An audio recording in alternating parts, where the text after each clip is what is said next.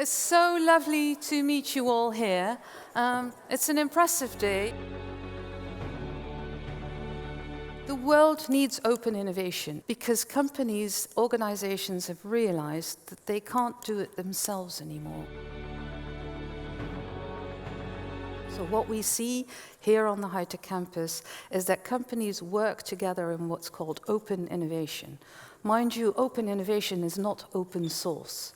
It's not throw in your patents and someone grab them and reuse them, put something on top and put it back. It's not software, it's not open source. But it is open in the term that it's opening your innovation strategy to look up the outside world. We always talk in technology about the things being robust and reproducible. That's the one thing we're not.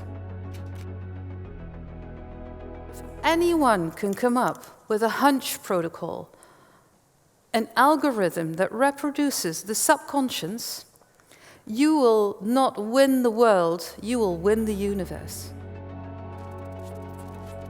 Why? We don't know how the subconscious works, so we don't know how to reproduce it.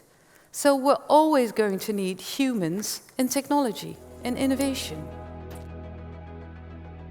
As female tech heroes, you work on research and development and prototyping and proofs of principle and proofs of concept and whatnot.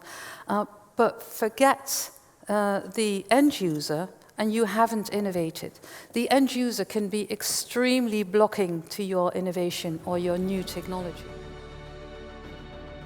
What we looked for, I then realized, was superconductors. How do superconductors work? They recognize something of themselves in the other. Who of you still remembers the beach people? Who of you still remembers the cat people? It's common ground. You're sharing a common belief. That's how it works. You can literally spark common ground. And it exists across every kind of gender, nationality, religion, knowledge base, but you have to be open for it. If you ask for someone's help, you make them the hero. And if they ask for help in return, you then become the hero of the team. And so these feminine characteristics are essential. And there is no room for not invented here.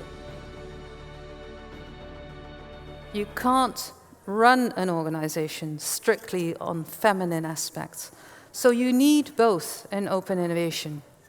And the interesting part is, if you want people to be curious, then don't create a monoculture, because then they don't have to be curious, because everybody is pretty much the same. So if you don't have diversity already ingrained in your organization, make sure you start creating it, because your innovation is going to go up tremendously. Thank you so much for your attention.